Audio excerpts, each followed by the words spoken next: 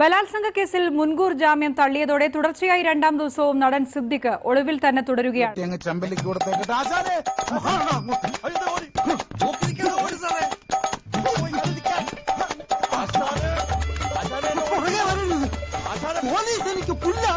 ഇന്ന് രാവിലെ mobile phone switch on ആക്കിയത് പോലീസിനെ വഴിതെറ്റിക്കാനാണോ എന്ന് സംശയമുണ്ട്. നടനെ തിരയുന്നുവെന്ന് അവകാശപ്പെടുമ്പോഴും പോലീസിന്റെ അനാസ്ഥയാണ് സിദ്ദിഖിന് ഒളിവിൽ പോകാൻ അവസരമൊരുക്കിയത് എന്നാണ് ആക്ഷേപം.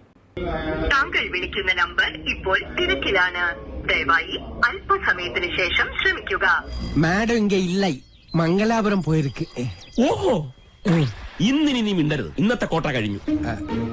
രാവിലെ 10 മണിയോടെയാണ് നടൻ സിദ്ദിഖിന്റെ ഫോൺ സ്വിച്ച് ഓൺ ആയത്.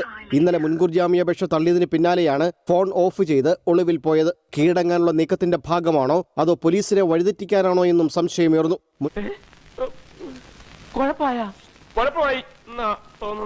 മുൻകൂർ ജാമ്യാപേക്ഷയുമായി സുപ്രീം കോടതിയിലേക്ക് നിലപാടിൽ മാറ്റമില്ലെന്നായിരുന്നു സിദ്ദിഖുമായി അടുപ്പമുള്ളവർ അറിയിച്ചത്. അത് സിനിമാ നടികൾക്ക് മാത്രമല്ല, കേരളത്തിലെ എല്ലാ പെൺകുട്ടികൾക്കും നല്ലതാണ്.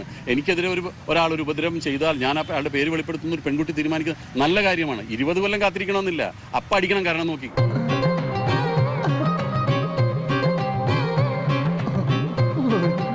ആ സമയത്ത് പേര് വെളിപ്പെടുത്താനുള്ള ധൈര്യം കാണിക്കണം. ഈ അന്ന് ധൈര്യം ഉണ്ടായില്ല, 20 കൊല്ലം കഴിഞ്ഞപ്പോൾ ഇപ്പൊ കുറേശ്ശെ ധൈര്യം എന്നൊന്നും പറയാൻ നിൽക്കരുത്.